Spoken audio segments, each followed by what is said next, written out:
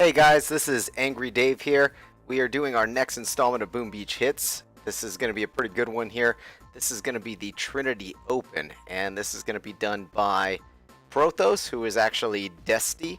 His in-game name on this account is Prothos. Desty is actually a former Angry Lion, so he's been playing Forlorn Hope at the highest of levels. He has still a current Angry Monkey, and he's actually the newest Angry Turtle. So he's definitely moved his way up through the family. He's a fantastic hitter. I've been talking to him through band pretty frequently recently, and he's just a really good dude. And so somebody, you want to see succeed, and I'm really happy to see that he's doing well. So we're going to get right into the hit here. He is 6 GBE, 4 troop damage. He is taking Sparky. He's also taking 4 boats of Zookas and 4 boats of Grenadiers, and we're going to get right into the replay. Now, as always, we're going to run it once through, and then we'll go back down and break it down into detail. Pretty standard Trinity here. Sometimes there's a little bit more things that you need to hack, but in this instance, he only needs to hack 2 rocket launchers on the right, which is going to be the one at about 12:30, the lowest one at about 12:30, and then the one at about 10:30, 11 o'clock. So you'll see him execute a double hack and a respawn right now. Now he's going up through the middle, and we'll explain why in just a few minutes. And he flares over to the first rocket, shocks CMOs, and then pulls his double hack, and then gets the heck out of the way because that shock on the CMOs is going to wear off. So he executed that really well, got out of the way. Flares to the left side. If you notice, he's barely out of CMO range. He's going to execute a double hack on these 2 rockets right here while he's shocking the CMOs. And then he lets Spark back. So really nice hacks on both sides. Now, one thing that we do commonly see is we see people just hack what's on the right and worry about just what's on the right. On Duplexity, you always need to be thinking about the next hit. So he hacks not what's on the right, but then also hacks some stuff on the left to help out the next player. And he's going to take out the machine gun here. Now, normally there's actually a flotsam there instead of a machine gun, so it'll take a few more shots to kill, but it's still the exact same technique. You take about 3 or 4 boats of Zookas, kill it off, and then flare over to the bottom right-hand corner before you start targeting the core. Now what he's doing, he's just letting Zookas and Grenadiers target the core and hammer away at it, and while he's been doing that, he was flaring, or not flaring left side, he was bombing out and clearing mines on the left side, thinking about the next hitter. So that's why you see him doing what he's doing. Now, why is he taking Grenadiers? That's probably the most obvious question, because obviously you can do a ton more damage with a bunch of Zookas than you can Grenadiers. The Grenadiers are actually meant to overthrow and kill out these CMOs behind the core. So he kills out the one mostly in range, and the other one that's in range is basically dead. One more barrage will kill it off. So that's how you execute the open. We're going to go ahead and break it down now and go through it. So first things first, the most common issue. He's actually starting his bombing in the middle here.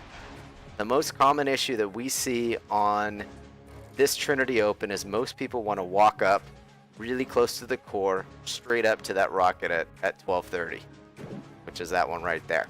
And they walk right and stand Sparky kind of right through this machine gun range.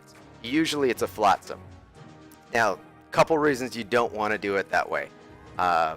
Most people do see it that way because, everyone thinks usually on a linear proportion here. So they'll take the fastest way from point A to point B is straight, so they walk straight up. Well, 2 reasons you don't want to do that.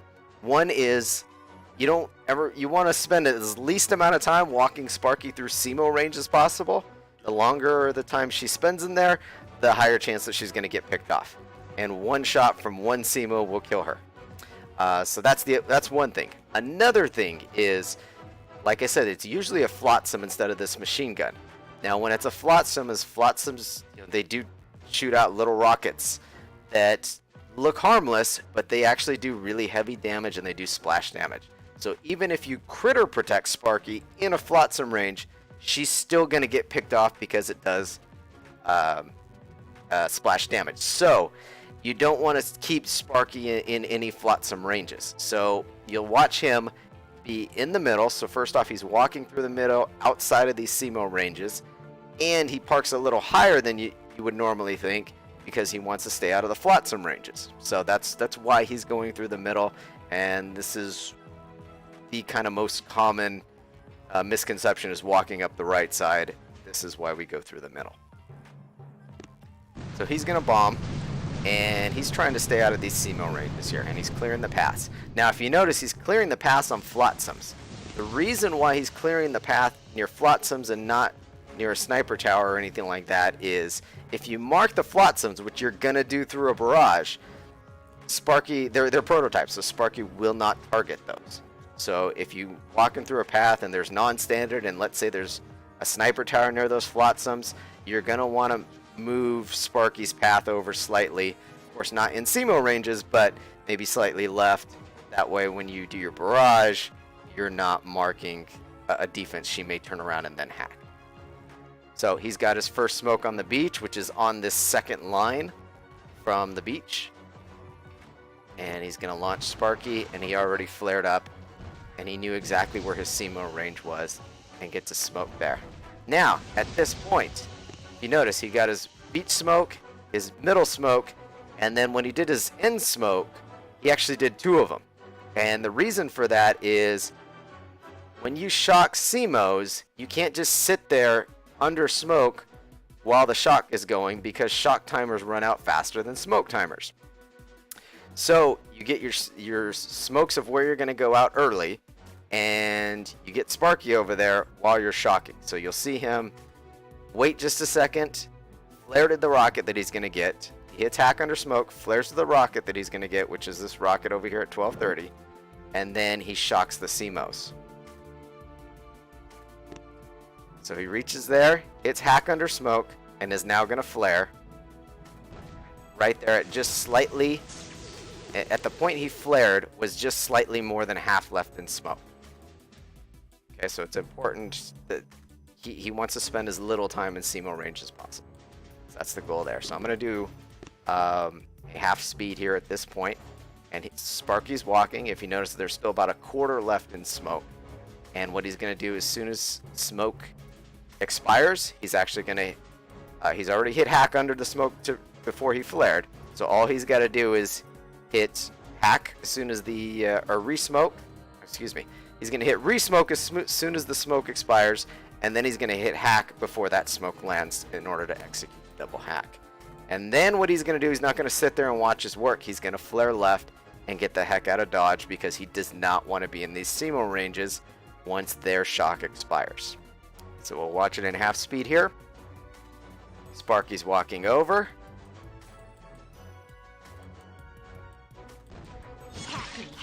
Hack breeze smoke. And he's executed it. Now, if you look at the timer here, which is next to these SEMOs, you'll see they're about 40% left on that timer. So you've got to get out before that timer runs out, because these hacked defenses are going to go away. You know, they're going to get killed off quick, and then these SEMOs are going to want to target Sparky. So what he does is you'll see him flare left. Now, why did he flare at that particular point? The reason why he flared at that particular point is because he did advanced scouting and knew that that SEMO's range is right there. He actually flared slightly too close there, because sometimes Sparky can overwalk that that particular flare point. I would have actually flared it at least maybe a cell or two to the right, probably on that vertical line that you see there right next to the flare. That, in my opinion, that would have probably been a slightly safer flare. But it didn't hurt him in this case. So now he's flared over, he pulled off his double hack re-smoke, flared over, and he's going to give out several leading smokes here, which you'll see. And he's using the same reason. He wants to spend as little time in SEMO range as possible. So now Sparky's walking, and she is now out of this SEMO range on the right-hand side. So if you can see the SEMO range there, their shocks is now just worn off, and she's already out of the range, so she's now safe. And those rockets are, one is dead, and looks like the other one's going down soon here. So now he's walking over. and he hits Hack to actually stop Sparky. And you've noticed Sparky actually targeted this cannon. He noticed that his flare was actually a little too close, so he needed to stop Sparky before the flare, so he pressed Hack under smoke. It's not something you normally require to do. If you just flare in the right spot, it makes your life slightly easier. Just flare a cell or two over to the right that way you ensure Sparky's going to stay out of CMO range. So what he does is he did his hack. Now he's going to mark the nearest rocket, which is that one right there. And then what he's going to do is he's going to flare to the little further rocket, which is the left of these two rockets that he wants to hack. And as soon as he does his flare, he's going to throw his shock out. So that's the pathing. Is you hit hack under smoke, flare to the defense you want, and then you shock CMOs immediately. And there he is. He's marking this rocket. If you notice, nothing else is marked in range. Flares over, and then immediately does his shock. As soon as smoke wears off, all he's got to worry about is hitting his second hack, and he lets Sparky die because you don't need to spend any more GP on her. Now, one other thing I do want to advise, if you want to get a little bit even more higher end technique here, is in the left core kill zone is by this microwaver here. These two rockets, which are these two lowest rockets at 3 o'clock of the left core, are still in range, so the next guy is going to have to hack. If you are some ridiculous gunboat energy account, so something like a 7-3, 7 GB 3 troop damage, or an 8-2, then you may have the GBE to actually hack these two rockets as well. Definitely crunch your numbers and make sure you have enough gunboat energy to hacks to do 6 shocks. If you don't, that's okay. Most of us don't, and he actually pulled off exactly what he needed to hack on the right side, and even helped the next guy out by hacking on the left side. So those two rockets will go ahead and die. We're going to get this back up to single speed. So then what he does is he puts one smoke here on the beach, and he unloads his 4 boats of Zookas. A lot of times we just do possibly 3 boats of Zookas in order to not lose delay, because sometimes there's still rockets in the middle that are not in range of the kill zone, but they'll be in range of these troops right here.